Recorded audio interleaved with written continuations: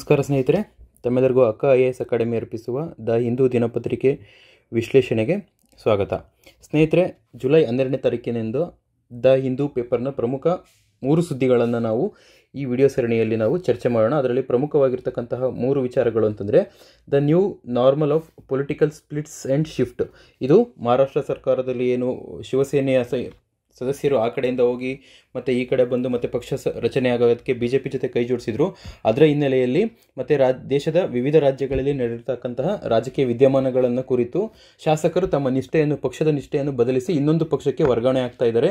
ಅದ್ರ ಮೂಲಕ ಸರ್ಕಾರಗಳು ಬಿದ್ದೋಗ್ತಾ ಇದ್ದಾವೆ ಮತ್ತು ಹೊಸ ಸರ್ಕಾರಗಳು ರಚನೆ ಆಗ್ತಾ ಇದ್ದಾವೆ. ಇಂತಹ ಹಿನ್ನೆಲೆಯಲ್ಲಿ ಈ ಆರ್ಟಿಕಲ್ನ ನಾವು ನೋಡೋಣ. ಹಾಗೆ scam fault line is damaging Indian banking, ಇದು ಬ್ಯಾಂಕಿಂಗ್ ಕ್ಷೇತ್ರಕ್ಕೆ ಸಂಬಂಧಪಟ್ಟಿರುವಂಥ ಒಂದು ಆರ್ಟಿಕಲ್ ಆಗಿದೆ. ಇದರಲ್ಲಿ ಬ್ಯಾಂಕ್ನ ಸೆಕ್ಟರ್ನಲ್ಲಿ NPA ಇದು ಇನ್ಕ್ರೀಸ್ ಆಗ್ತಾ ಇದೆ, ನಾನ್ ಪರ್ಫಾರ್ಮಿಂಗ್ ಅಸೆಟ್ಸ್ನ ಪರ್ಸೆಂಟೇಜ್ ಅದು ಇನ್ಕ್ರೀಸ್ ಆಗ್ತಾ ಇದೆ. ಇದರಿಂದ ಭಾರತದ ಎಕಾನಮಿಗೆ ಎಷ್ಟು ತೊಂದರೆ ಆಗುತ್ತೆ ಮತ್ತು ಬ್ಯಾಂಕಿಂಗ್ ಸೆಕ್ಟರ್ಗೆ ಏನೆಲ್ಲ ಅಡ್ಡ ಪರಿಣಾಮ ಬೀರುತ್ತೆ, ಇದು NPA ರೈಸ್ ಆಗೋದಕ್ಕೆ ಏನೇನು ಕಾರಣಗಳಿದ್ದಾವೆ ಅನ್ನೋದನ್ನು ನಾವು ಈ ವಿಷಯದಲ್ಲಿ ತಿಳಿಯೋಣ. ಹಾಗೆ ಇನ್ನೊಂದು ಇಂಟರ್ನ್ಯಾಷನಲ್ ರಿಲೇಷನ್ಸ್ಗೆ ಸಂಬಂಧಪಟ್ಟಿದ್ದು ಚೈನಾ ಹಾಗೆ ಭಾರತ ನಡುವೆ ಉಂಟಾಗಿರ್ತಕ್ಕಂತಹ ಗಡಿ ಬಿಕ್ಕಟ್ಟಿಗೆ ಸಂಬಂಧಪಡುವಂಥ ವಿಚಾರ. ಇದನ್ನು ಮುಂದಿನ ಆರ್ಟಿಕಲಲ್ಲಿ ನಾವು ನೋಡೋಣ. ಸ್ನೇಹಿತರೆ, ಮೊದಲನೇ ಆರ್ಟಿಕಲ್ನ ವಿಚಾರವಾಗಿ the new normal of political splits and shift ಅಂತ ಕೊಟ್ಟಿದ್ದಾರೆ ಟೈಟಲಲ್ಲಿ. ಇದರಲ್ಲೇನು ಪ್ರಮುಖವಾಗಿ splits and switches are the common places in legislature across the globe. ಇದು ಒಂದು ಪಕ್ಷದಿಂದ ಇನ್ನೊಂದು ಪಕ್ಷಕ್ಕೆ ಚುನಾಯಿತ ಸದಸ್ಯರನ್ನ ಆಯ್ಕೆಯಾಗಿ ಹೋದ್ಮೇಲೆ ಪಕ್ಷ ನಿಷ್ಠೆಯನ್ನು ಬದಲಿಸೋದು ಇದೊಂದು ಸಾಮಾನ್ಯ ಪ್ರಕ್ರಿಯೆ. ಇದು ಜಗತ್ತಿನಾದ್ಯಂತ ಎಲ್ಲ ದೇಶಗಳಲ್ಲೂ ಕೂಡ ಕಂಡು ಬರ್ತಾ ಇದೆ ಅಂತ ಈ ಮೊದಲನೇ ಲೈನಲ್ಲಿ ಹೇಳಿದ್ದಾರೆ. ಹಾಗೆ ಮುಂದೆ ಬರ್ತಾ ಅವರು ಪಾರ್ಟಿಗಳು ಅಧಿಕಾರಕ್ಕೋಸ್ಕರನೇ ಈ ಥರ ರಾಜಕೀಯ ಮಾಡುತ್ತೆ. ಅವರಿಗೆ ಯಾರು ಬಿಟ್ಟೋದ್ರು ಯಾರು ಬಂದ್ರೂ ಅವರಿಗೆ ತಲೆ ಕೆಡಿಸ್ಕೊಳಲ್ಲ. ಹಾಗೆ ಜನನೂ ಕೂಡ ಅಷ್ಟೇ, ಜನ ಗೊಂದಲದಲ್ಲಿರ್ತಾರೆ, ಪಾರ್ಟಿನೋ ಅಥವಾ ನಿಂತಿರುವಂಥ ಕ್ಯಾಂಡಿಡೇಟೋ ಈ ಥರದ ಗೊಂದಲಗಳಲ್ಲಿ ಇರ್ತಾರೆ. ಹಾಗಾಗಿ ಈ ಸ್ಪ್ಲಿಟ್ಸ್ ಮತ್ತು ಶಿಫ್ಟ್ ಆಗುವಂಥದ್ದು, ಒಂದು ಪಕ್ಷದಿಂದ ಇನ್ನೊಂದು ಪಕ್ಷಕ್ಕೆ ಬಿಟ್ಟೋಗಿ ಅಲ್ಲಿ ಸೇರ್ಕೊಳ್ಳೋಂಥದ್ದು ಇದೊಂದು ಗ್ಲೋಬಲ್ ಫಿನಾಮಿನಾ ಅನ್ನೋದನ್ನು ಹೇಳಿದ್ದಾರೆ. ಈ ಹಿನ್ನೆಲೆಯಲ್ಲಿ ನಾವು ಭಾರತದ ರಾಜಕೀಯ ಅದರ ಪಕ್ಷಗಳು ಯಾವ ರೀತಿ ಸಂಸದೀಯ ವ್ಯವಸ್ಥೆಯಲ್ಲಿ ಕಾರ್ಯಾಚರಣೆ ಮಾಡ್ತಾ ಇದೆ ಮತ್ತು ಪಕ್ಷಗಳಿಂದ ಅಭ್ಯರ್ಥಿಗಳು ಯಾವ ರೀತಿಯಾಗಿ ಚುನಾವಣೆ ಗೆದ್ದ ನಂತರ ಒಂದು ಪಕ್ಷದಿಂದ ಇನ್ನೊಂದು ಪಕ್ಷಕ್ಕೆ ಹಾರುವಂಥ ಸಂದರ್ಭದಲ್ಲಿ ಏನೆಲ್ಲ ಪರಿಣಾಮಗಳು ಸಮಾಜದ ಮೇಲೆ ಆಗುತ್ತೆ ಅನ್ನೋ ಒಂದು ವಿಶ್ಲೇಷಣೆ ನೋಡೋಣ. ಸ್ನೇಹಿತರೆ, ಭಾರತೀಯ ಸಂಸದೀಯ ವ್ಯವಸ್ಥೆ ಇದೆ, ನಮ್ಮ ರಾಜಕೀಯದು ಸಂಸದೀಯ ವ್ಯವಸ್ಥೆ ಏನಿದೆ ಅದರಲ್ಲಿ ಪಾರ್ಟಿಗಳು ಅನ್ನೋ ಒಂದು ಕಾನ್ಸೆಪ್ಟ್ ಇದೆ. ಎಲ್ಲೂ ಕೂಡ ಸಂವಿಧಾನದಲ್ಲಿ ಪಾರ್ಟೀಸ್ ಅನ್ನೋ ಹೆಸರುಗಳನ್ನು ಎಲ್ಲೂ ಕೂಡ ತಂದಿಲ್ಲ. ಆದರೆ ಮೆಜಾರಿಟಿ ಇರೋರಿಗೆ ಇಲ್ಲಿ ರೂಲಿಂಗ್ ಪವರ್ ಅನ್ನೋದನ್ನು ಕಾನ್ಸ್ಟಿಟ್ಯೂಷನ್ ಹೇಳುತ್ತೆ.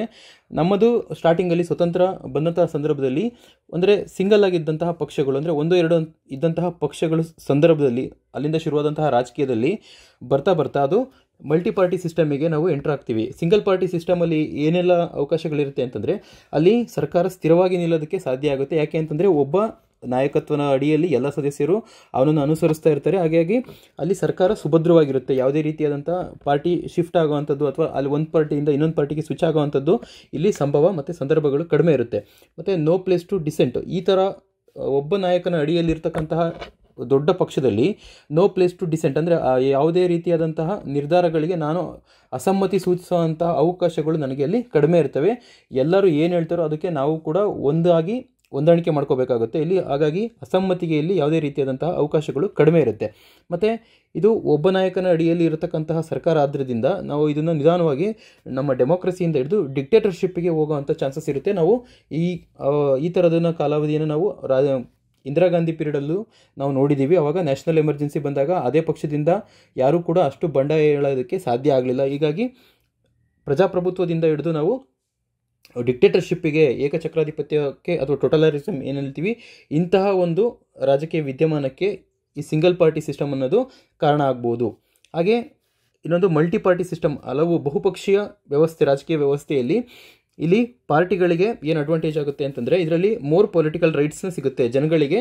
ಇದರಲ್ಲಿ ಹೆಚ್ಚಾಗಿ ರಾಜಕೀಯದಲ್ಲಿ ಭಾಗಿಯಾಗೋದಕ್ಕೆ ಅವಕಾಶ ಸಿಗುತ್ತೆ ಮತ್ತು ಹೆಚ್ಚಿನದಾಗಿ ಅವರ ರಾಜಕೀಯ ಹಕ್ಕುಗಳನ್ನು ಅವರು ಪಡೆಯೋದಕ್ಕೆ, ಹೊಸ ಪಾರ್ಟಿಗಳನ್ನು ಕಟ್ಟೋದಕ್ಕೆ, ಆ ಪಾರ್ಟಿಗಳ ಮೂಲಕ ತಮ್ಮ ಜನಾಂಗದ ಅಥವಾ ನಿರ್ದಿಷ್ಟ ಗುಂಪುಗಳ ಅಥವಾ ನಿರ್ದಿಷ್ಟ ಪ್ರದೇಶದ ಅಭಿವೃದ್ಧಿಗೆ ಇಲ್ಲಿ ಸಹಾಯಕವಾಗುವಂತೆ ಅವರ ರಾಜಕೀಯ ಪಕ್ಷಗಳಲ್ಲಿ ಮರುರೂಪವನ್ನು ಅಥವಾ ಮರುಹುಟ್ಟನ್ನು ಪಡೆಯುವಂತಹ ಚಾನ್ಸಸ್ ಜಾಸ್ತಿ ಇರುತ್ತೆ. ಮತ್ತು ಡಿಫ್ರೆಂಟ್ ಐಡಿಯಾಲಜೀಸ್, ಇಲ್ಲಿ ಯಾವುದೇ ಒಂದು ಪಕ್ಷ ಇದ್ದಾಗ ಅದರ ನಾಯಕ ಹೇಳಿದಂತೆ ಅದರ ಐಡಿಯಾಲಜಿಗೆ ತಕ್ಕಂತೆ ಸದಸ್ಯರು ಅವ್ರನ್ನ ಫಾಲೋ ಆಗಬೇಕಾಗುತ್ತೆ. ಆದರೆ ಮಲ್ಟಿಪಾರ್ಟಿ ಸಿಸ್ಟಮ್ ಹೆಚ್ಚು ಪಕ್ಷಗಳಿದ್ದಾಗ ಆ ಪಕ್ಷಗಳು ಯಾವ ಜನಸಂಖ್ಯೆ ಇದೆ ಅವ್ರನ್ನ ಓಲೈಸೋದ್ರ ಮೂಲಕ ಅಥವಾ ಅವ್ರಿಗೆ ಏನು ಬೇಕಾಗಿದೆ ಅನ್ನೋದನ್ನ ಜನಕಲ್ಯಾಣ ಅಭಿವೃದ್ಧಿ ಕಾರ್ಯಕ್ರಮಗಳ ಮೂಲಕ ಅವರಿಗೆ ಬೇಕಾಗಿರ್ತಕ್ಕಂತಹ ಸಿದ್ಧಾಂತಗಳನ್ನು ಹೊಸದಾಗಿ ಸೃಷ್ಟಿಸ್ಬೋದು, ಅಥವಾ ಇರೋವಂಥ ಸಿದ್ಧಾಂತಗಳಿಗೆ ಪೂರಕವಾಗಿ ತಮ್ಮ ರಾಜಕೀಯ ನಡೆಯನ್ನು ಇವರು ಅನುಸರಿಸ್ಬೋದಾಗಿದೆ. ಮತ್ತು ಈಕ್ವಲ್ ವಾಯ್ಸಸ್, ಇಲ್ಲಿ ಎಲ್ಲರಿಗೂ ಮಾತಾಡೋದಕ್ಕೆ ಸಮಾನವಾದಂತಹ ಅವಕಾಶಗಳಿರುತ್ತೆ. ಹೆಚ್ಚು ಪಾರ್ಟಿಗಳಿರೋದ್ರಿಂದ ಒಂದು ಪಾರ್ಟಿಯಲ್ಲಿ ಅಥವಾ ಒಂದು ಪಕ್ಷದಲ್ಲಿ ಆತನ ಮಾತಿಗೆ ಮನ್ನಣೆ ಸಿಗದೇ ಇದ್ದರೆ ಆತ ಇನ್ನೊಂದು ಪಾರ್ಟಿಗೆ ಸ್ವಿಚ್ ಆಗ್ತಾನೆ, ಅಲ್ಲೂ ಕೂಡ ಸಿಗದೇ ಇದ್ದರೆ ಇನ್ನು ಬೇರೆ ಪಾರ್ಟಿಗೆ ಹೋಗೋದಕ್ಕೆ ಅವಕಾಶ ಇರುತ್ತೆ. ಹಾಗಾಗಿ ಇಲ್ಲಿ ಸಮಾನಾಂತರವಾದಂತಹ ಹಕ್ಕುಗಳು ಈ ಮಲ್ಟಿಪಾರ್ಟಿ ಸಿಸ್ಟಮಲ್ಲಿ ನಮಗೆ ಸಿಗ್ತವೆ. ಹಾಗೆ ಇದರಲ್ಲಿ ಚಾಲೆಂಜಸ್ನ ನೋಡೋದಾದರೆ ನಾವು ಇದರಲ್ಲಿ ಪರ್ಸನಾಲಿಟಿ ಕಲ್ಚರ್ ಅನ್ನೋದನ್ನೇ ಇರುತ್ತೆ. ಅಂದರೆ ಪಕ್ಷದ ನಾಯಕ ಅವನ ದಿಕ್ಕಲ್ಲೇ ಒಂದು ನಡಿಬೇಕಾಗುತ್ತೆ. ಅವರ ಆ ಪಕ್ಷದ ಪ್ರಾದೇಶಿಕ ಪಕ್ಷ ಆಗಿರ್ಬೋದು ಅಥವಾ ರಾಷ್ಟ್ರೀಯ ಪಕ್ಷ ಆಗಿರ್ಬೋದು ಅಥವಾ ಬೇರೆ ಯಾವುದಾದ್ರೂ ಪಕ್ಷಗಳಾಗಿರ್ಬೋದು, ಅಲ್ಲಿ ಪರ್ಸನಾಲಿಟಿ ಕಲ್ಚರ್ಗೆ ಇಂಪಾರ್ಟೆನ್ಸ್ ಇರುತ್ತೆ. ಹಾಗೆ ಶೆಡಿಂಗ್ ಐಡಿಯಾಲಜೀಸ್, ಈ ಎಲ್ಲ ಪಕ್ಷಗಳ ಪ್ರಮುಖವಾದಂಥ ಉದ್ದೇಶ ಏನಾಗಿರುತ್ತೆ ಅನ್ನೋದು ಅಧಿಕಾರ ಸ್ಥಾಪನೆ ಮಾಡಬೇಕು ಅಥವಾ ಅಧಿಕಾರ ಹಿಡಿಬೇಕು ಅನ್ನೋದು ಒಂದೇ ಆಗಿರುತ್ತೆ ಬಿಟ್ಟು ಅವರು ಹೆಚ್ಚಾಗಿ ಐಡಿಯಾಲಜಿನ ಸುಮ್ಮನೆ ಮ್ಯಾನಿಫೆಸ್ಟೋದಲ್ಲಿ ಹೇಳ್ತಾರೆ, ಅವರ ಸಂಕಲ್ಪ ಪತ್ರದಲ್ಲಿ ಹೇಳ್ತಾರೆ, ಆದರೆ ಅದಕ್ಕೆ ಪೂರಕವಾಗಿ ಸಮರ್ಪಕವಾಗಿ ಇವರು ನಡೆದುಕೊಳ್ಳಲ್ಲ ಅನ್ನೋ ಒಂದು ಆಪಾದನೆ ಕೂಡ ಇದೆ. ಹಾಗೆ ಇಂಟ್ರಾ ಪಾರ್ಟಿ ಡೆಮೋಕ್ರಸಿ, ಆ ಒಂದು ಪಕ್ಷ ಏನಿರುತ್ತೆ ಆ ಪಕ್ಷದ ಒಳಗಡೆನೆ ಡೆಮೋಕ್ರಸಿನ ಅವ್ರ ಕಂಟ್ರೋಲಲ್ಲಿ ಇಟ್ಕೊಂಡಿರ್ತಾರೆ. ಉದಾಹರಣೆಗೆ ಈಗ ವಿಪ್ ಜಾರಿ ಮಾಡೋದ್ರ ಮೂಲಕ ಎಲ್ಲ ಸದಸ್ಯರು ಆ ಪಕ್ಷದ ಏನು ನಾಯಕ ಏನು ತೀರ್ಮಾನ ಕೈಗೊಳ್ತಾನೆ ಅಥವಾ ಆ ಪಕ್ಷ ಯಾವ ಬಿಲ್ಲನ್ನು ಪಾಸ್ ಮಾಡೋದಕ್ಕೆ ಪ್ಲ್ಯಾನ್ ಮಾಡಿದೆಯೋ ಆ ಬಿಲ್ಲಿಗೆ ಪೂರಕವಾಗಿ ಎಲ್ಲರೂ ಕೂಡ ಮತವನ್ನು ಚಲಾಯಿಸಬೇಕು, ಇದಕ್ಕೆ ನಮಗೆ ಸಪೋರ್ಟ್ ಎಲ್ಲ ಸದಸ್ಯರು ಕಡ್ಡಾಯವಾಗಿ ಕೊಡಲೇಬೇಕು ಅಂತೇಳಿ ವಿಪ್ನ ಜಾರಿ ಮಾಡ್ತಾರೆ. ಹಾಗೆ ಡಿಸ್ಕ್ವಾಲಿಫಿಕೇಷನ್ ಕೂಡ, ಇಲ್ಲಿ ಒಂದು ಪಕ್ಷದಿಂದ ಆತ ಆ ಪಕ್ಷ ತೆಗೆದುಕೊಂಡಿರುವಂಥ ತೀರ್ಮಾನಗಳಿಗೆ ಆತ ವಿರೋಧ ವ್ಯಕ್ತಪಡಿಸಿದರೆ ಅಥವಾ ಆ ಬಿಲ್ಗಳಿಗೆ ಯಾವುದಾದ್ರೂ ಹೊಸ ಕಾನೂನು ತರುವಾಗ ಅವನು ಅದರ ವಿರುದ್ಧವಾಗಿ ಮತ ಚಲಾಯಿಸಿದ ಅಂತಂದರೆ ಅವನ ವಿರುದ್ಧ ಡಿಸ್ಕ್ವಾಲಿಫಿಕೇಷನ್ ಅನ್ನೋ ಒಂದು ಅಸ್ತ್ರನ ಪ್ರಯೋಗ ಮಾಡುತ್ತೆ. ಹಾಗಾಗಿ ಇದು ಅವನ ಫ್ರೀಡಮ್ ಆಫ್ ಎಕ್ಸ್ಪ್ರೆಷನ್ಗೆ ಇದು ತೊಂದರೆ ಆಗ್ಬೋದು, ಅವನಿಗೆ ಸ್ವತಂತ್ರವಾಗಿ ನಿರ್ಧಾರ ಕೈಗೊಳ್ಳೋದಕ್ಕೆ ಸಾಧ್ಯ ಆಗದೇ ಇರೋಂತಹ ಸ್ಥಿತಿ ಕೂಡ ಈ ಪಕ್ಷದಲ್ಲಿ ಆಗುವಂಥ ಚಾನ್ಸಸ್ ಇದೆ. ಮತ್ತು ರೆಸಿಸ್ಟೆನ್ಸ್ ಟು ದ ರಿಫಾರ್ಮ್ಸ್, ಯಾವುದೇ ಪಕ್ಷಗಳು ಅಧಿಕಾರಕ್ಕೆ ಬರೋದಕ್ಕಿಂತ ಮುಂಚೆ ನಾವು ಜುಡಿಷಿಯರಿನ ರಿಫಾರ್ಮ್ಸ್ ಮಾಡ್ತೀವಿ, ಮತ್ತು ಪೊಲೀಸ್ ವ್ಯವಸ್ಥೆಯನ್ನು ನಾವು ಸುಧಾರಣೆ ಮಾಡ್ತೀವಿ, ಅಥವಾ ನಾಗರಿಕ ಆಡಳಿತ ವ್ಯವಸ್ಥೆಯನ್ನು ನಾವು ಸುಧಾರಣೆ ಮಾಡ್ತೀವಿ. ಹೀಗೆ ಹಲವಾರು ಕಾರ್ಯಕ್ರಮಗಳಲ್ಲಿ ನಾವು ಸುಧಾರಣೆ ತರ್ತೀವಿ ಅನ್ನೋ ಒಂದು ಪ್ರಮುಖವಾದಂಥ ಅಜೆಂಡಾ ಇಟ್ಕೊಂಡೆ ಪ್ರತಿ ಪಕ್ಷಗಳು ಚುನಾವಣೆಗೆ ಬರುವಂಥದ್ದು. ಹಾಗೆ ಅವು ದಿನನಿತ್ಯದ ಕಾರ್ಯಗಳು ಕೂಡ ನಾವು ಸುಧಾರಣೆ ಮಾಡ್ತೀವಿ ಅನ್ನೋ ಒಂದು ಆಶ್ವಾಸನೆ ಆಗಿರುತ್ತೆ.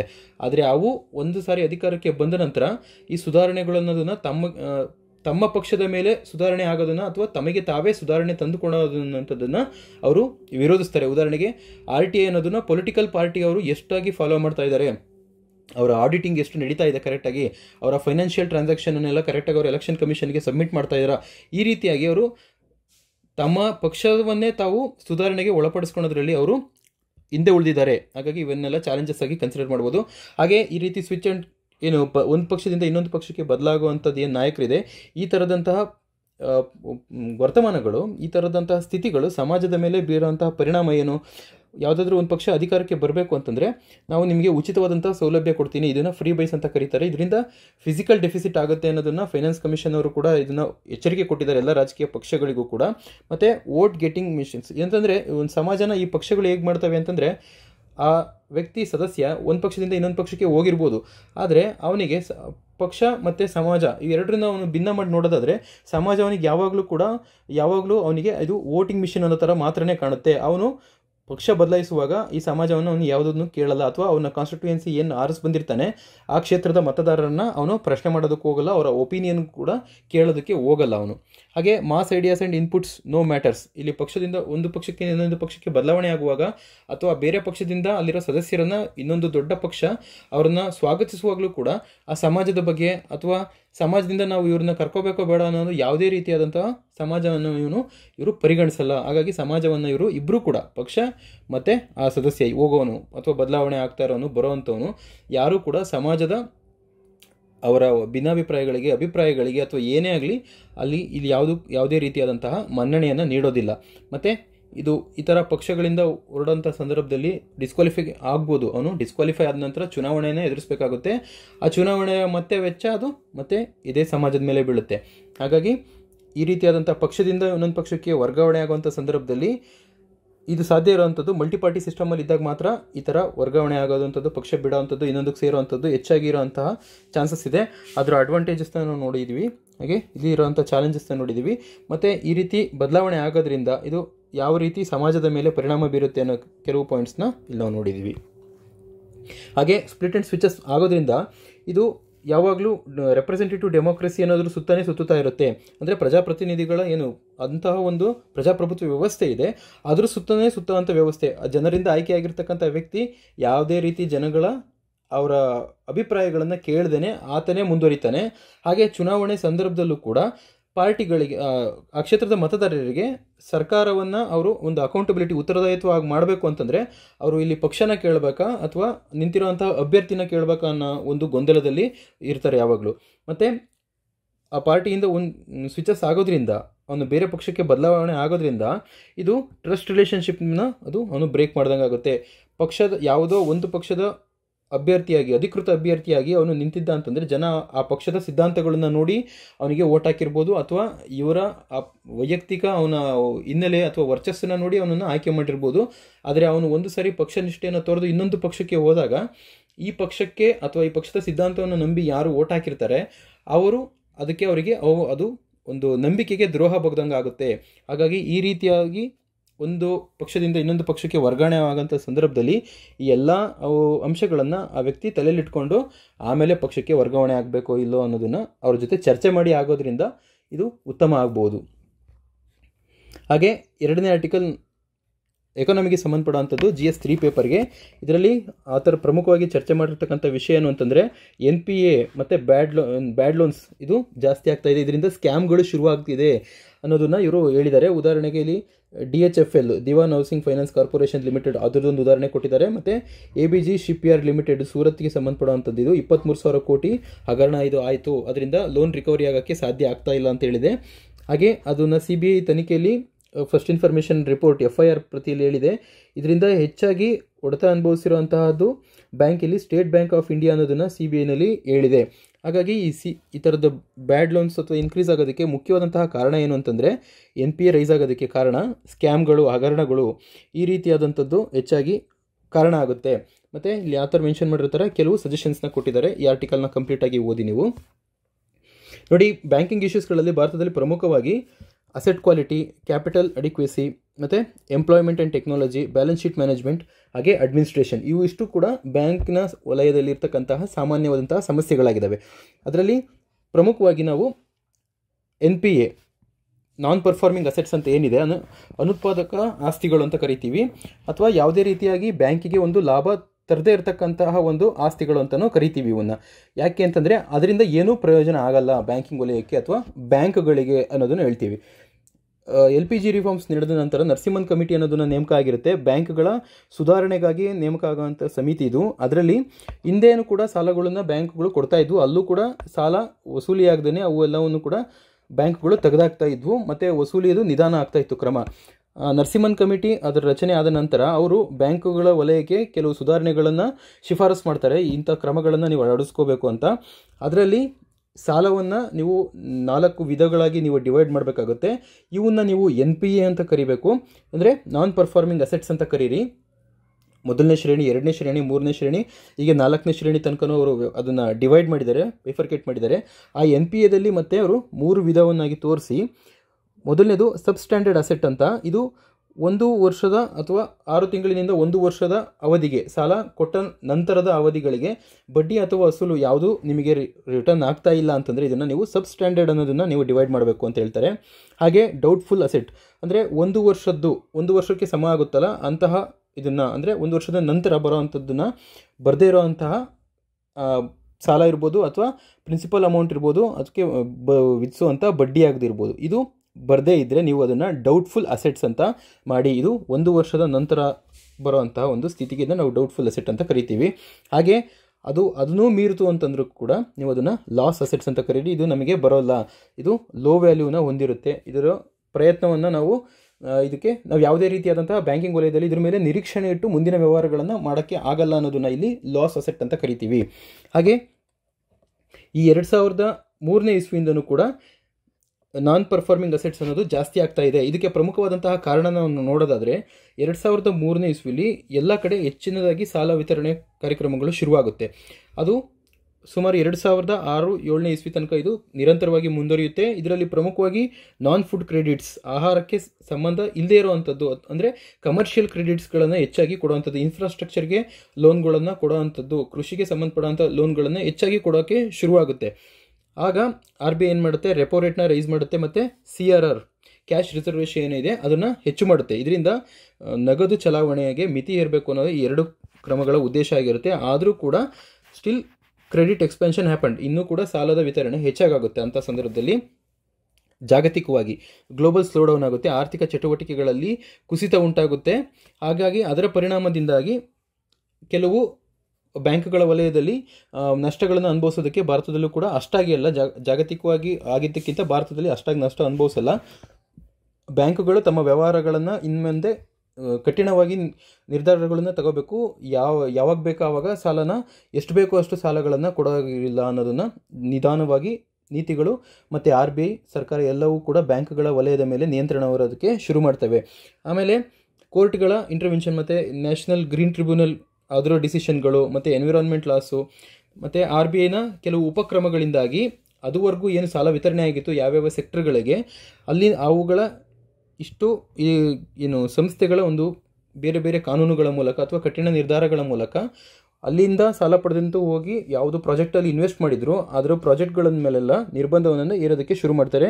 ಅದಕ್ಕೆ ಎನ್ವಿರಾನ್ಮೆಂಟಲ್ ಕ್ಲಿಯರೆನ್ಸ್ ಕಾರಣ ಇರ್ಬೋದು, ಅಥವಾ ಲ್ಯಾಂಡ್ ಅಕ್ವಿಸಿಷನ್ ಪ್ರೋಗ್ರೆಸ್ಸಲ್ಲಿ ಆ ಪ್ರೋಗ್ರಾಮಲ್ಲಿ ಲೇಟ್ ಆಗ್ತಿರೋವಂಥದ್ದು, ಅಥವಾ ಪ್ರಾಜೆಕ್ಟ್ಗಳು ಮೈನಿಂಗ್, ಪವರ್, ಸ್ಟೀಲ್ ಈ ಥರದ ಪ್ರಾಜೆಕ್ಟ್ಗಳ ಮೇಲೆ NGT ಎನ್ವಿರಾನ್ಮೆಂಟಲ್ ಲಾಸ್ ಕೋರ್ಟ್ಗಳು ಈ ಥರದಿಂದ ತಡೆ ಆದೇಶ ಬರುತ್ತೆ. ಅದು ಬೇರೆ ಬೇರೆ ಕಾರಣಕ್ಕಾಗಿರುತ್ತೆ. ಇದರಿಂದ ಏನು ಸಾಲ ತಗೊಂಡೋಗಿ ಪ್ರಾಜೆಕ್ಟ್ ಮೇಲೆ ಹೂಡಿರ್ತಾರೆ ಆ ಕೆಲಸಗಳು ನಿಧಾನಗತಿಯಾಗುತ್ತೆ, ಅಲ್ಲಿಂದ ಅವರ ಲಾಭಗಳು ಕಡಿಮೆ ಆಗ್ತಾ ಹೋಗುತ್ತೆ. ಹಾಗಾಗಿ ಅವರು ಬ್ಯಾಂಕ್ಗಳಿಂದ ಸಾಲ ಪಡೆದಿದ್ದನ್ನು ತೀರಿಸೋದಕ್ಕೆ ಹೆಚ್ಚಿನ ಸಮಯಾವಕಾಶ ಬೇಕಾಗುತ್ತೆ ಅಂತೇಳಿ ಅವ್ರು ಕೇಳ್ತಾರೆ. ಇದರಿಂದ ಬ್ಯಾಂಕ್ಗಳು ಅವ್ರಿಗೆ ಆಲ್ರೆಡಿ ಹೆಚ್ಚಿಗೆ ಆಗಿ ಹಣನ ಕೊಟ್ಟಿರೋದ್ರಿಂದ ತನ್ನ ದಿನನಿತ್ಯದ ವಹಿವಾಟಿಗೆ ಇಲ್ಲಿ ಬಂಡವಾಳದ ಕೊರತೆಯಲ್ಲಿ ಉಂಟಾಗೋದಕ್ಕೆ ಶುರುವಾಗುತ್ತೆ. 2015ನೇ ಇಸ್ವಿಲಿ RBI ಅಸೆಟ್ ಕ್ವಾಲಿಟಿ ರಿವ್ಯೂ ಅನ್ನೋದನ್ನು ಶುರು ಮಾಡುತ್ತೆ. ಬ್ಯಾಂಕ್ಗಳ ಅದರ ಒಂದು ಆಸ್ತಿಯ ಗುಣಮಟ್ಟ ಎಷ್ಟಿರುತ್ತೆ, ಅವರು ಕೊಟ್ಟಂತಹ ಸಾಲಗಳಲ್ಲಿ ಅವರು ಎಷ್ಟನ್ನು ರಿಕವರಿ ಮಾಡ್ತಾ ಇದ್ದಾರೆ, ಎಷ್ಟನ್ನು ಕೊಡುವಾಗ, ಯಾವುದು ಸಾಲವನ್ನು ಕೊಡುವಾಗ ಏನೇನೆಲ್ಲ ಮಾನದಂಡಗಳನ್ನು ಇಟ್ಟು ಇವರು ಕೊಟ್ಟಿದ್ದಾರೆ, ಈ ಬ್ಯಾಂಕ್ ಮುಳುಗೋದಕ್ಕೇನಾದ್ರು ಒಂದು ಅವಕಾಶ ಇತ್ತು ಅಂತಂದರೆ ಇದು ಎಷ್ಟರವರೆಗೂ ಇದು ತಡಿಬಲ್ಲದು, ಕೊಟ್ಟಂತಹ ಬಂಡವಾಳ, ಸಮಾಜಕ್ಕೆ ಕೊಟ್ಟಂತಹ ಸಾಲಗಳು ಏನಿದೆ ಅದು ಬರದೇ ಇದ್ದರೂ ಒಂದು ಪಕ್ಷದಲ್ಲಿ ಬ್ಯಾಂಕು ಅಸ್ತಿತ್ವದಲ್ಲಿ ಇರುತ್ತಾ ಅನ್ನೋ ಎಲ್ಲ ಒಂದು ಬೇರೆ ಬೇರೆ ಮಾನದಂಡಗಳನ್ನು ಇಟ್ಕೊಂಡು ಅಸೆಟ್ ಕ್ವಾಲಿಟಿ ರಿವ್ಯೂನ ಮಾಡೋದಕ್ಕೆ ಶುರು ಮಾಡುತ್ತೆ. ಅಂದರೆ ಬ್ಯಾಂಕ್ಗಳ ಸ್ಥಿತಿಗಳನ್ನು, ಅದರ ಆರ್ಥಿಕ ಸ್ಥಿತಿಗತಿಗಳನ್ನು ಪರಿಶೀಲನೆಗೆ ಒಳಪಡಿಸೋದಕ್ಕೋಸ್ಕರ 2015ರಲ್ಲಿ AQR ಅನ್ನೋದನ್ನು ಮೆಥಡ್ನ ತರುತ್ತೆ. ಇದು ಬ್ಯಾಂಕ್ಗಳಲ್ಲಿ ಟ್ರಾನ್ಸ್ಪರೆನ್ಸಿ, ಪಾರದರ್ಶಕತೆಯನ್ನು ತರಬೇಕು ಅನ್ನೋದು ಜೊತೆಗೆ ಕಠಿಣವಾದಂಥ ನಿಯಮನ ಜಾರಿ ಮಾಡುತ್ತೆ. ಇದ್ರ ಮೂಲಕ ಆವಾಗ ರಿವ್ಯೂ ಮಾಡಿದಾಗ ಸಂದರ್ಭದಲ್ಲಿ ಬ್ಯಾಂಕ್ಗಳಲ್ಲಿ ಒಂದೇ ಸರಿ ಇದ್ದಂತಹ NPA ರೇಷಿಯೋ ಏನಿರುತ್ತೆ ಅದು ಡಬಲ್ ಆಗೋಗುತ್ತೆ. ಅಂದರೆ ಟ್ರಾನ್ಸ್ಪರೆನ್ಸಿನ ಟೈಟ್ ಮಾಡ್ತಾ ಹೋಗುತ್ತೆ. ಇದ್ರ ನಡುವೆ ಗ್ಲೋಬಲ್ ಕ್ರೈಸಿಸ್ ಶುರುವಾಗುತ್ತೆ. ಇದರಿಂದ ಮತ್ತೆ ಡಿಪ್ರಿಸಿಯೇಷನ್ ಆಫ್ ದ ರುಪಿ, ಈ ಎಲ್ಲ ಕಾರಣಗಳಿಂದನಾಗಿ NPA 2003ನಿಂದ ಹಿಡಿದು ಮತ್ತು ಇಲ್ಲಿವರೆಗೂ ಕೂಡ NPA ಅದು ಜಾಸ್ತಿ ಆಗ್ತಾನೆ ಬರ್ತಾ ಇದೆ. ಹಾಗಾಗಿ NPA ಇಶ್ಯೂಸ್ನ ಸುಮಾರಾಗಿ ನಾನ್ ಪರ್ಫಾರ್ಮಿಂಗ್ ಅಸೆಟ್ಸ್ನಲ್ಲಿ ಟೋಟಲ್ ಆಗಿ 11% ಸಮಥಿಂಗ್ ಇದೆ. ಇದರಲ್ಲಿ ಸುಮಾರು 86% ಈ ನಾನ್ ಪರ್ಫಾರ್ಮಿಂಗ್ ಅಸೆಟ್ಸ್ ಅನ್ನೋದು ಯಾವುದಕ್ಕೆ ಅಂತಂದರೆ ಪಬ್ಲಿಕ್ ಸೆಕ್ಟರ್ ಬ್ಯಾಂಕ್ಸ್ಗಳಿಗೆ ಸೇರುತ್ತೆ, ಅಂದರೆ ಸರ್ಕಾರಿ ಸ್ವಾಮ್ಯದ ಬ್ಯಾಂಕ್ಗಳಿಗೆ ಸೇರುವಂಥದ್ದು. ಇವುಗಳೇ ಹೆಚ್ಚಾಗಿ ಸಾಲ ಕೊಟ್ಟು ಇವು ನಷ್ಟವನ್ನು ಅನುಭವಿಸ್ತಾ ಇರ್ತಕ್ಕಂಥವು. ಇದು 6.9% 2001ರಲ್ಲಿತ್ತು, ಹಾಗೆ 8.1 2022ನೇ ಇಸ್ವಿಗೆ ಬಂದು ತಲುಪಿದೆ. ಇದಕ್ಕೆ ಪ್ರಮುಖವಾದಂತಹ ಕಾರಣ, ಈಗ ಏನು ಆರ್ಟಿಕಲಲ್ಲಿ ಕ್ಲೈಮ್ ಮಾಡಿರೋ ಪ್ರಕಾರ ಪ್ರಮುಖವಾದ ಕಾರಣ ಏನು ಅಂತ ಹೇಳ್ತಿದ್ದಾರೆ ಅಂತಂದರೆ ಬ್ಯಾಡ್ ಲೋನ್ಸ್ಗಳು ಹೆಚ್ಚಾಗ್ತಾ ಇದೆ. ಅಂದರೆ ಕೆಟ್ಟ ಸಾಲಗಳು, ಅಂದರೆ ಇಸ್ಕೊಂಡೋಗಿರೋಂತಹ ಸಾಲಗಳನ್ನು ಅವರು ಪುನಃ ಮರಳಿಸೋಕೆ ಆಗದೇ ಇರೋವಂಥದ್ದು. ಈಗ ಮೇಹುಲ್ ಚಾಕ್ಸಿ ಮತ್ತು ವಿಜಯ್ ಮಲ್ಯ ಈ ಥರದ ಮತ್ತು ಕಂಪ್ನಿಗಳು ಫ್ರಾಡ್ ಮಾಡ್ತಾ ಇರೋವಲ್ಲ, ಆ ಥರದ ಕಂಪನಿಗಳಿಂದ ಹೆಚ್ಚಾಗಿ ಇದು NPA ಇತ್ತೀಚಿನ ದಿನಗಳಲ್ಲಿ ಜಾಸ್ತಿ ಆಗೋದಕ್ಕೆ ಕಾರಣ ಆಗ್ತಾ ಇದೆ. ಈ ಆರ್ಟಿಕಲಲ್ಲಿ ಹೇಳಿರೋ ಥರ ಫ್ರಾಡ್ಸ್ ಅಂತಂದರೆ ಅದನ್ನು 4 ಬಗೆಗಳಾಗಿ ನಾವು ನೋಡ್ಬೋದು. ಒಂದು ಮ್ಯಾನೇಜ್ಮೆಂಟ್, ವ್ಯವಸ್ಥಾಪಕ ಮಂಡಳಿ ಏನಿರುತ್ತೆ ಅವ್ರ ಕಡೆಯಿಂದ ಆಗುವಂಥ ಒಂದು ಮೋಸ ಇರ್ಬೋದು, ಅಥವಾ ಔಟ್ಸೈಡರ್ಸಿಂದ ಸಾಲವನ್ನು ತಗೊಂಡು ತೀರಿಸದೆ ಹೋಗೋವಂಥವ್ರು, ಅಥವಾ ಇನ್ಸೈಡರ್ಸರ್ ಅಂದರೆ ಒಳಗಡೆ ಇರುವಂತಹ ಮಿಡ್ ಲೆವೆಲ್ ಮ್ಯಾನೇಜ್ಮೆಂಟ್ ಅವ್ರು ಏನಿರ್ತಾರೆ ಅವ್ರ ಕಡೆಯಿಂದ ಆಗುವಂಥದ್ದು.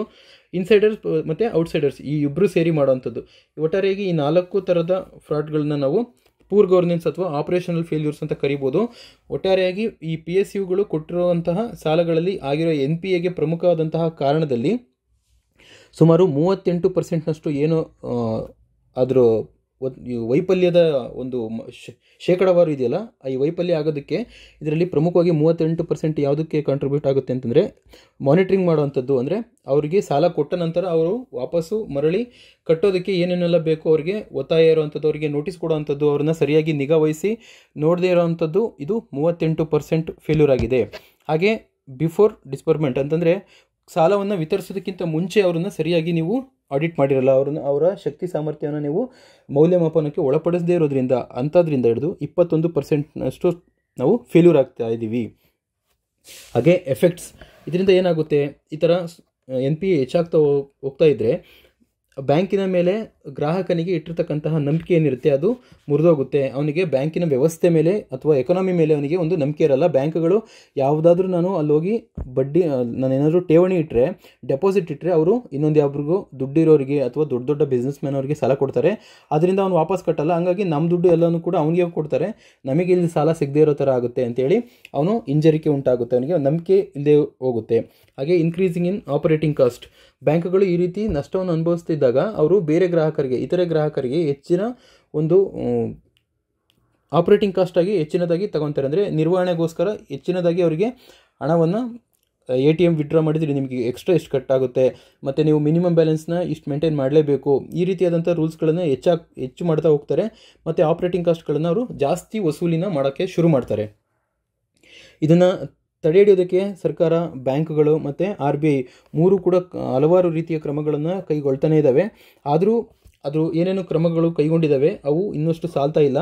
ಹಾಗಾಗಿ ಇನ್ನೂ ಸ್ಟ್ರಿಂಜೆಂಟಾಗಿ ಅವು ಇನ್ನೂ ಕೆಲವರು ರೂಲ್ಸ್ಗಳನ್ನು, ಕಾಯ್ದೆಗಳನ್ನು ತರೋದ್ರ ಮೂಲಕ ಇನ್ನೂ NPAನ ಕಡಿಮೆ ಮಾಡೋದಕ್ಕೆ ಮೂವರು ಕೂಡ ಪ್ರಯತ್ನ ಮಾಡಬೇಕಾಗುತ್ತೆ. ಇದುವರೆಗೂ ತೆಗೆದುಕೊಂಡಿರುವಂಥ ಕ್ರಮಗಳನ್ನು ನಾವು ನೋಡೋದಾದರೆ ಇಲ್ಲಿ ಗುಡ್ ಗವರ್ನೆನ್ಸ್ ಇದು ಬೇಕಾಗಿದೆ. ಇನ್ನೂ ಕೂಡ ಆಡಳಿತದಲ್ಲಿ ಪಾರದರ್ಶಕತೆ ಹೆಚ್ಚಾಗಬೇಕು. ಮತ್ತು ಬ್ಯಾಂಕ್ಗಳ ನಿರ್ವಹಣೆಯಲ್ಲಿ ಇರ್ತಕ್ಕಂತಹ ಏನು ವ್ಯವಸ್ಥಾಪಕ ಮಂಡಳಿ ಇರುತ್ತೆ ಅದಕ್ಕೆ ಯೋಗ್ಯವಾದವ್ರನ್ನ, ಅದಕ್ಕೆ ಸೂಟ್ ಆಗುವಂಥವ್ರನ್ನ ತರಬೇಕೇ ಹೊರತು ಯಾರ್ಯಾರನ್ನೋ ರಾಜಕೀಯ ಪೊಲಿಟಿಕಲಿ ಮೋಟಿವೇಟೆಡ್ ಆಗಿರೋ ಥರದವ್ರನ್ನ ಅಲ್ಲಿಗೆ ನೇಮಿಸಬಾರ್ದು. ಮತ್ತು ರೀಕ್ಯಾಪಿಟಲೈಸೇಷನ್, ಪುನರ್ ಬಂಡವಾಳ, ಬ್ಯಾಂಕ್ಗಳು ನಷ್ಟ ಹೊಂದಿದಂಥ ಸಂದರ್ಭದಲ್ಲಿ ಅವರಿಗೆ ಮತ್ತೆ ಮರು ಬಂಡವಾಳನ ಅದಕ್ಕೆ ತುಂಬಿ ಮತ್ತೆ ಅದಕ್ಕೆ ಒಂದು ಚೈತನ್ಯವನ್ನು ತುಂಬುವಂಥ ಕೆಲಸವನ್ನು ರೀಕ್ಯಾಪಿಟಲೈಸೇಷನ್, ಇದನ್ನು ಬಾಂಡ್ಗಳ ಮೂಲಕ ಸರ್ಕಾರ ಮಾಡ್ತಾ ಬರ್ತಾ ಇದೆ. ಹಾಗೆ promote specialised institution for the project finance. Project finance ಅಂತಂದರೆ ಇನ್ಫ್ರಾಸ್ಟ್ರಕ್ಚರಿಗೆ ರಿಲೇಟೆಡ್ ಆಗಿರುವಂತಹ ಯಾವುದೇ ಪ್ರಾಜೆಕ್ಟ್ಗಳಿರಲಿ ಅದಕ್ಕೆ ದೀರ್ಘವಾದಂತಹ ಬಂಡವಾಳದ ಅವಶ್ಯಕತೆ ಇರುತ್ತೆ. ಹಾಗಾಗಿ ಈ ಥರದ ಕಮರ್ಷಿಯಲ್ ಬ್ಯಾಂಕ್ಗಳು ಈ ಇನ್ಫ್ರಾಸ್ಟ್ರಕ್ಚರ್ಗೋಸ್ಕರನೇ ಕೊಟ್ಟು ಆ ಇನ್ಫ್ರಾಸ್ಟ್ರಕ್ಚರ್ ಪ್ರಾಜೆಕ್ಟ್ಗಳು NGTಯಿಂದನೋ ಕೋರ್ಟಿಂದನೋ ಅಥವಾ ಸ್ಟೇ ಆರ್ಡರ್ ಆಗಿ ಅದು ಪೆಂಡಿಂಗ್ ಉಳಿತು ಅಂತಂದರೆ ಅದಕ್ಕೆ ಹಾಕಿರುವಂಥ ಪ್ರಾಜೆಕ್ಟಿಗೆ ಹಾಕಿರುವಂತಹ ಹಣನೂ ಕೂಡ ಬ್ಯಾಂಕ್ ಕೂಡ ನಿರೀಕ್ಷೆ ಮಾಡೋಕ್ಕಾಗಲ್ಲ, ಅದಕ್ಕೆ ಬಡ್ಡಿನೂ ಕೂಡ ನಿರೀಕ್ಷೆ ಮಾಡೋದಕ್ಕಾಗಲ್ಲ. ಹಾಗಾಗಿ ಈ ಥರದ ಪ್ರಾಜೆಕ್ಟ್ ಫೈನಾನ್ಸ್ಗೆ ಅಂತಲೇ ಸಪ್ರೇಟ್ ಆಗಿರುವಂಥ ಒಂದು ಮೆಕ್ಯಾನಿಸಮ್ನ ಸರ್ಕಾರ ಮಾಡಬೇಕಾಗುತ್ತೆ. ಈ ಹಿಂದೆ ಪ್ರಾಜೆಕ್ಟ್ ಸಶಕ್ತ ಅನ್ನೋದನ್ನು 2018ರಲ್ಲಿ ಶುರು ಮಾಡಿತ್ತು. ಅದರಲ್ಲಿ ಕೆಲವು ಒಂದು 5 ಹೊಸದಾಗಿ ರಿಫಾರ್ಮ್ ಮಾಡೋದಕ್ಕೆ ಸಮಿತಿ, ಸುನಿಲ್ ಮೆಹ್ತಾ ಸಮಿತಿ ಅನ್ನೋದು ಇದನ್ನು ಶಿಫಾರಸು ಮಾಡಿತ್ತು. 5 ಶಿಫಾರಸುಗಳಲ್ಲಿ PCA ಪ್ರಿವೆಂಟಿವ್, ಅದು ನಿಗಾ ವಹಿಸುವಂಥದ್ದು, ಮಾನಿಟ್ರಿಂಗ್ ಮಾಡೋವಂಥದ್ದು ಅವರನ್ನು, ಮತ್ತು ಆಡಿಟಿಂಗ್ ಆಗಬೇಕು, ಮತ್ತು MSME ಸೆಕ್ಟರ್ಗಳನ್ನು ನೀವು ನಷ್ಟ ಹೊಂದಿದ್ದಾವೆ ಅಂತ ಗುರುತಿಸಬೇಕು ಅಂತಂದರೆ ಕೆಲವು ಮಾನದಂಡಗಳು, ಹೀಗೆ ಅದರಲ್ಲಿ ಒಂದು 5 ಮಾನದಂಡಗಳನ್ನು ಕೊಟ್ಟಿದ್ದಾರೆ. ಆ ಶಿಫಾರಸನ್ನು ಸರ್ಕಾರ ನಿಧಾನವಾಗಿ ಜಾರಿಗೆ ತರ್ತಾ ಇದೆ. ಹಾಗೆ RBI ಬ್ಯಾಂಕು ಏನೇನು ಮಾಡಿದೆ ಅಂತ ನೋಡೋದಾದರೆ ಮಾನಿಟರಿಂಗ್ ಮ್ಯಾಕ್ರೋ ಪ್ರುಡೆನ್ಷಿಯಲ್ ಇಂಡಿಕೇಟರ್ಸ್, ಏನು ಸಾಲ ಕೊಡೋದಂತಹ ಇದೆ ಅವರಿಗೆ ಹೆಚ್ಚಾಗಿ ದೊಡ್ಡ ಅಂತ ಸಾಲ ಕೊಡೋದಂತಹ ವ್ಯವಸ್ಥೆಯನ್ನು ಒಂದು ವಿವೇಚನಾಯುತವಾಗಿ ಇದನ್ನು ಬಳಸಬೇಕು. ಅಂದರೆ ಪ್ರುಡೆನ್ಷಿಯಲ್ ಆಗಿ ನಾವು ಬಳಸಬೇಕು, ನಿಗಾ ವಹಿಸಬೇಕು ಕಂಟಿನ್ಯೂಸ್ ಆಗಿ. ಮತ್ತು IBC ಇನ್ಸಾಲ್ವೆನ್ಸಿ ಬ್ಯಾಂಕ್ ಕೋಡ್ ಅಂತ ಏನಿದೆ, ದಿವಾಳಿತನದ ಸಂಹಿತೆ, ಇದನ್ನು ಕೂಡ ಜಾರಿಗೆ ತಂದಿದೆ. ಮತ್ತು ಪ್ರಾಂಪ್ಟ್ ಕರೆಕ್ಟಿವ್ ಆ್ಯಕ್ಷನ್, ಇದರಲ್ಲಿ ಬ್ಯಾಂಕ್ಗಳು ಏನಾದರೂ ಸಾಲ ಹೆಚ್ಚು ಕೊಟ್ಟು ಅವಕ್ಕೆ NPA ಹೆಚ್ಚಾದರೆ ಇದಕ್ಕೆ ನೇರವಾಗಿ RBI ಇಂಟರ್ಫಿಯರ್ ಆಗುತ್ತೆ. ಪೇಮೆಂಟ್ ಬ್ಯಾಂಕ್ಗಳು ಮತ್ತು ಸ್ಮಾಲ್ ಫೈನಾನ್ಸ್ ಬ್ಯಾಂಕ್ಗಳು ಈ ಪ್ರಿವೆಂಟಿವ್ ಕರೆಕ್ಷನ್ ಆ್ಯಕ್ಷನಿಂದ ಹೊರಗಡೆ ಉಳಿದಿದ್ದಾವೆ. ಇದು ಪ್ರಾಂಪ್ಟ್ ಕರೆಕ್ಟಿವ್ ಆ್ಯಕ್ಷನ್ನ ಬ್ಯಾಂಕ್ ಮೇಲೆ ವಿಧಿಸಿದರೆ ಬ್ಯಾಂಕ್ಗಳು ಹೆಚ್ಚಿಗೆ ಸಾಲ ಕೊಡೋದಕ್ಕೆ ಮಿತಿಯನ್ನು ಹೇರುತ್ತೆ. ಮತ್ತು ಬ್ಯಾಂಕ್ಗಳು ಹೊಸ ಬ್ರಾಂಚ್ಗಳನ್ನು ಸ್ಥಾಪನೆ ಮಾಡೋದಕ್ಕೂ ಕೂಡ RBIನ ಪರ್ಮಿಷನ್ನ ತಗೋಬೇಕಾಗುತ್ತೆ. ಒಂದು ರೀತಿ RBI ಆ ಬ್ಯಾಂಕನ್ನು ಪೂರ್ತಿಯಾಗಿ ತನ್ನ ಆಡಳಿತಕ್ಕೆ ಅಥವಾ ತನ್ನ ಕೈಗೆ ತೆಗೆದುಕೊಂಡಂತೆ ಇದೊಂದು ಅನಿಸುತ್ತೆ. ಇದು ಪ್ರಾಂಪ್ಟ್ ಕರೆಕ್ಷನ್ ಆ್ಯಕ್ಷನ್ ಅನ್ನೋದು. ಮತ್ತು RBIನ ಡೆಟ್ ರೆಸೊಲ್ಯೂಷನ್ ನಾರ್ಮ್ಸ್, ಹೊಸದಾಗಿ ಏನು ಸಾಲ ಇರುತ್ತೆ ಅದನ್ನು 10 ಲಕ್ಷ ತಗೊಂಡಿರುವಂತಹ ವ್ಯವಹಾರಸ್ಥನಿಗೆ ಅವನ್ನ ಕರೆದು ಮಾತಾಡಿ ಅದ್ರ ಮೂಲಕ ಅವನಿಗೆ ಎಷ್ಟು ಕಟ್ಟೋದಕ್ಕೆ ಸಾಧ್ಯ ಇದೆ ಅನ್ನೋದನ್ನು ನೋಡಿ ಬಗೆಹರಿಸಿ ಕಳಿಸುವಂಥದ್ದು ಇದು ಡೆಟ್ ರೆಸೊಲ್ಯೂಷನ್ ನಾರ್ಮ್ಸ್, ಇದನ್ನು ಕೂಡ ಜಾರಿ ಮಾಡಿದೆ. ಹಾಗೆ ಸ್ಪೆಷಲ್ ಮೆನ್ಷನ್ ಅಕೌಂಟ್ ಅಂತ ಈ ಸಶಕ್ತ ಪ್ರಾಜೆಕ್ಟಲ್ಲಿ ಸುನಿಲ್ ಮೆಹ್ತಾ ಅವರು ಹೇಳಿರೋ ಪ್ರಕಾರನೇ ಸ್ಪೆಷಲ್ ಮೆನ್ಷನ್ ಅಕೌಂಟ್ ಅನ್ನೋದನ್ನು ಇದು ಎಕ್ಸ್ಟ್ರಾ ಈಗ 2022ನಲ್ಲಿ ಮಾಡಿರ್ತಕ್ಕಂಥ ಹೊಸ ರೂಲ್ಸ್ ಆ್ಯಂಡ್ ರೆಗ್ಯುಲೇಷನ್ಸ್ಗಳು. ಇದರಲ್ಲಿ 3 ಬಗೆಯಾಗಿ ಒಂದು ಅಕೌಂಟನ್ನು ಡಿವೈಡ್ ಮಾಡ್ತಾರೆ. ಅಂದರೆ ಸ್ಪೆಷಲ್ ಮೆನ್ಷನ್ ಅಕೌಂಟ್ ಮೊದಲನೇ ಸ್ಟೇಜಲ್ಲಿ ಅವನು ಸಾಲನ 31ರಿಂದ ಹಿಡಿದು 60ನೇ ದಿನದ ತನಕ ಸಾಲ ಅಥವಾ ಬಡ್ಡಿ ಏನನ್ನೂ ಕಟ್ಟಲಿಲ್ಲ ಅಂತಂದರೆ ಅದನ್ನ ಸ್ಪೆಷಲ್ ಮೆನ್ಷನ್ ಅಕೌಂಟ್ 1 ಅಂತ ಕರೆದು, ಒಂದು ಸ್ಟೇಜಲ್ಲಿ ಇದೆ ಅಂತ ಕರೆದು ಅವನ ಇನ್ಸಾಲ್ವೆನ್ಸಿ ಬ್ಯಾಂಕ್ ಕೋಡ್ ಏನಿದೆ ಅದ್ರ ಪ್ರಕಾರ ಕ್ರಮ ಕೈಗೊಳ್ಳೋದಕ್ಕೆ ಇಲ್ಲಿ ಅವಕಾಶ ಇದೆ. ಮತ್ತು SME 2 ಸ್ಟೇಜಲ್ಲಿ ಆತ ಇನ್ನೂ ಕಟ್ಟಲಿಲ್ಲ, 61ರಿಂದ 90 ದಿವಸ ತನಕ ಹೋಗಿದೆ ಅಂತಂದರೆ ಇದನ್ನು ನ್ಯಾಷನಲ್ ಕಂಪ್ನಿ ಲಾ ಟ್ರಿಬ್ಯುನಲ್ ಏನಿದೆ ಇದಕ್ಕೆ ವರ್ಗಾವಣೆ ಮಾಡೋದಾಗುತ್ತದೆ. ಹಾಗೆ ಗೌರ್ಮೆಂಟು ಮತ್ತು ಬ್ಯಾಂಕ್ಗಳು ಇಷ್ಟು ಕ್ರಮಗಳನ್ನು ತೆಗೆದುಕೊಂಡಿದ್ರು ಕೂಡ ಬ್ಯಾಂಕ್ಗಳಲ್ಲಿ ಅದಿರ್ತಕ್ಕಂತಹ ಆಡಳಿತ ವ್ಯವಸ್ಥೆಯ ಕುಸಿತದಿಂದಾಗಿ ಅಥವಾ ಫ್ರಾಡ್ಗಳಿಂದಾಗಿ ಇನ್ನು 32% ಇಲ್ಲಿ ಹೆಚ್ಚಿನದಾಗಿ NPA ರೈಸ್ ಆಗೋದಕ್ಕೆ ಕಾರಣ ಅಂತೇಳಿ ಈ ಆರ್ಟಿಕಲಲ್ಲಿ ಕ್ಲೈಮ್ ಮಾಡಿದ್ದಾರೆ. ಬ್ಯಾಂಕ್ಗಳು ಕೂಡ ಒಂದು ಸದೃಢವಾದಂತಹ ವ್ಯವಸ್ಥಾಪಕ ಮಂಡಳಿಯನ್ನು ಹೊಂದೋದಿಲ್ಲಿ ಅತ್ಯವಶ್ಯಕವಾಗುತ್ತೆ. ಹಾಗೆ ಆಡಿಟ್ ಮೆಕಾನಿಸಮ್ ಕಾಲಕಾಲಕ್ಕೆ ಲೆಕ್ಕ ಪರಿಶೋಧನೆಯನ್ನು ಮಾಡಬೇಕಾಗುತ್ತೆ. ಮತ್ತು ಹೊಸದಾಗಿ ಟೆಕ್ನಾಲಜಿ, ಆರ್ಟಿಫಿಷಿಯಲ್ ಇಂಟೆಲಿಜೆನ್ಸ್ ಮತ್ತು ಬಿಗ್ ಡಾಟಾ ಈ ಥರದ ಟೆಕ್ನಾಲಜಿಗಳನ್ನು ಬಳಸೋದ್ರ ಮೂಲಕ ನಾವು ಸಾಲ ಪಡೆಯುವ ಆ ವ್ಯಕ್ತಿಯ ಹಿನ್ನೆಲೆಯನ್ನು ಅಥವಾ ಅವನ ವ್ಯಾಪಾರದ ಒಂದು ಇತಿಹಾಸ ಏನಿದೆ, ಅವನು ಎಷ್ಟು ರೀತಿಯಾಗಿ ಈ ಥರ ಬ್ಯಾಂಕ್ಗಳಿಗೆ ಮೋಸ ಮಾಡ್ಬೋದು ಅಥವಾ ಮಾಡಿರಬಹುದು, ಇಂದಿನ ಟ್ರಾನ್ಸಾಕ್ಷನ್ ಏನಿದೆ, ಇವನಿಗೆ ಇರೋವಂಥ ಆಸ್ತಿಲಿ ಇವನು ಕಟ್ಟದೇ ಇದ್ರೂ ನಾವು ಈ ಆಸ್ತಿನ ರಿಕವರಿ ಮಾಡೋದಕ್ಕೆ ಸಾಧ್ಯನಾ, ಈ ರೀತಿಯಾಗಿ ಅವನ ಪೂರ್ವಪರ ಹಿನ್ನೆಲೆಯನ್ನು ಪೂರ್ತಿಯಾಗಿ ಒಂದು ಕೂಲಂಕುಷವಾಗಿ ಚರ್ಚಿಸಿ ಅದಾದ ನಂತರ ಅವನಿಗೆ ಸಾಲ ಕೊಡೋದಕ್ಕೆ ತಂತ್ರಜ್ಞಾನವನ್ನು ಕೂಡ ನಾವು ಯಶಸ್ವಿಯಾಗಿ ಬಳಸ್ಕೊಳ್ಬೋದು. ಹಾಗೆ ಇಂಟರ್ನಲ್ ರೇಟಿಂಗ್ ಸಿಸ್ಟಮ್, ಯಾವುದೇ ಬ್ಯಾಂಕ್ಗಳಿಗೆ ಎಷ್ಟು NPA ರೈಸ್ ಆದಮೇಲೆ ಅದನ್ನು RBI ಗಮನಕ್ಕೆ ಬರೋದಕ್ಕಿಂತ ಮುಂಚೆ ಆ ಬ್ಯಾಂಕ್ಗಳಿಗೆ ಎಷ್ಟೆಷ್ಟು ಸಾಲ ಕೊಡೋದಕ್ಕೆ ಅವಕ್ಕೆ ತಾಕತ್ತಿದೆ, ಅವು ನಷ್ಟ ಹೊಂದಿದ್ರೂ ಕೂಡ ಎಷ್ಟು ತಡಿಬಲ್ಲವು ಈ ನಷ್ಟನ ಅನ್ನೋದಕ್ಕೆ ಒಂದು ಇಂಟರ್ನಲ್ ರೇಟಿಂಗ್ ಸಿಸ್ಟಮ್ ಅನ್ನೋದನ್ನು ಡೆವಲಪ್ ಮಾಡಬೇಕು. ಅದ್ರ ಮೂಲಕ ಜನಕ್ಕೆ ಈಸಿಯಾಗಿ ಗೊತ್ತಾಗುತ್ತೆ ಈ ಬ್ಯಾಂಕು ಸದೃಢವಾಗಿದೆ, ನಾವು ಇಲ್ಲಿ ಹಣ ತೊಡಗಿಸ್ಬೋದು ಅನ್ನೋದೊಂದು ಅವರಿಗೊಂದು ಈ ಎಕಾನಮಿ ಮೇಲೆ ಅಥವಾ ಬ್ಯಾಂಕಿಂಗ್ ವ್ಯವಸ್ಥೆ ಮೇಲೆ ನಂಬಿಕೆ ಬರುತ್ತೆ. ಹಾಗೆ ಮಿಡ್ ಲೆವೆಲ್ ಮ್ಯಾನೇಜ್ಮೆಂಟ್ ಅವರಿಗೆ ಚೆನ್ನಾಗಿ ಟ್ರೈನಿಂಗ್ ಕೊಡೋದ್ರ ಮೂಲಕ ಇನ್ನೂ ಹೆಚ್ಚಿನದಾಗಿ ಮುಂದೆ ಆಗುವಂತಹ ಬ್ಯಾಂಕ್ ಏನು ಡಿಫಾಲ್ಟರ್ ಆಗ್ತಾರೆ ಈ ಪ್ರಿವೆಂಟಿವ್ ಮೆಷರ್ಸ್ನಲ್ಲಿ ನಾವು ಈ ಟ್ರೈನಿಂಗ್ ಕೊಡೋವಂಥದ್ದು, ಟೆಕ್ನಾಲಜಿನ ಯೂಸ್ ಮಾಡಿ ಆಡಿಟ್ ಮಾಡೋ ಅಂಥದ್ದು, ಇವನ್ನೆಲ್ಲವನ್ನು ಕೂಡ ಮಾಡೋದ್ರಿಂದ ನಾವು ಯಶಸ್ವಿಯಾಗಿ NPAನ ಸಂಪೂರ್ಣವಾಗಿ ತಡೆಯೋಕ್ಕಾಗಲ್ಲ, ಆಗುವಂಥ ನಷ್ಟದ ಪ್ರಮಾಣವನ್ನು ನಾವು ಕಡಿಮೆ ಮಾಡ್ಬೋದಾಗಿದೆ. ಹಾಗೆ ದಿನದ ಕೊನೆಯ ಆರ್ಟಿಕಲ್ ಇದು GS2 ಪೇಪರ್ಗೆ ಇಂಟರ್ನ್ಯಾಷನಲ್ ರಿಲೇಷನ್ಶಿಪ್ಗೆ ಸಂಬಂಧಪಡುವಂಥದ್ದು. ಇದು ಪ್ರಮುಖವಾಗಿ ಚೈನಾ ಮತ್ತು ಭಾರತದ ಗಡಿ ಬಿಕ್ಕಟ್ಟಿಗೆ ಸಂಬಂಧಪಡುವಂಥದ್ದಾಗಿದೆ. G20 ಮೀಟಿಂಗಲ್ಲಿ ಬಾಲಿಲಿ ನಡೀತಾ ಇರ್ತಕ್ಕಂತಹ ಮೀಟಿಂಗಲ್ಲಿ ಚೈನಾದ ವಿದೇಶಾಂಗ ಸಚಿವ ವಾಂಗ್ ಯಿ ಮತ್ತು ನಮ್ಮ ಭಾರತದ ವಿದೇಶಾಂಗ ಸಚಿವರಾದಂತಹ ಜೈಶಂಕರ್ ಅವರು ಇಬ್ಬರು ಕೂಡ ಭೇಟಿಯಾಗಿದ್ದರು.